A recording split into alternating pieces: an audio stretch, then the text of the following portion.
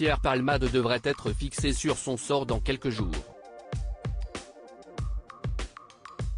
Ce vendredi 10 mars s'est tenue une nouvelle audience devant la chambre de l'instruction à la cour d'appel de Paris. Les magistrats ont fait savoir qu'une décision concernant le placement de l'humoriste en détention provisoire serait rendue mardi 14 mars à 9 h d'après les informations de Mélanie Bertrand pour BFM TV. L'enjeu est de savoir si Pierre Palmade reste sous contrôle judiciaire ou s'il va être placé en détention provisoire, a fait savoir la journaliste. Les magistrats avaient à l'époque décidé d'envoyer Pierre Palmade en détention provisoire avant que la demande de remise en liberté sous contrôle judiciaire déposée par les avocats du comédien ne soit acceptée par la juge d'instruction. Le parquet de Melun avait alors fait appel, estimant que ce contrôle judiciaire ne garantissait pas l'empêchement d'une récidive.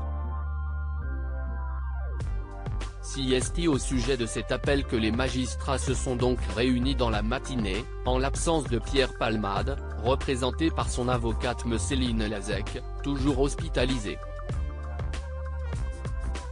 L'état de santé de l'humoriste est au cœur du débat comme l'a confirmé Mélanie Bertrand sur la chaîne d'information. C'est vraisemblablement là-dessus que s'est appuyée son avocate. Sur son état de santé qui s'est, depuis le 27 février, dégradé, on sait qu'il a fait un AVC, qu'il a subi une intervention chirurgicale très récemment, a-t-elle rappelé. Après examen, un expert médical a estimé que le contexte pathologique justifiait la poursuite des soins à l'hôpital et que son état de santé n'était pas compatible avec une détention provisoire à court terme.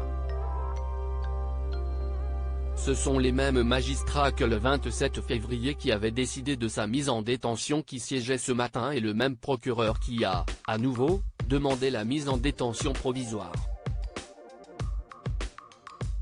Un grave accident il y a tout juste un mois si Pierre Palmade a affaire à la justice aujourd'hui, parce que le vendredi 10 février dernier, l'humoriste a provoqué un terrible accident non loin de son domicile, en Seine-et-Marne.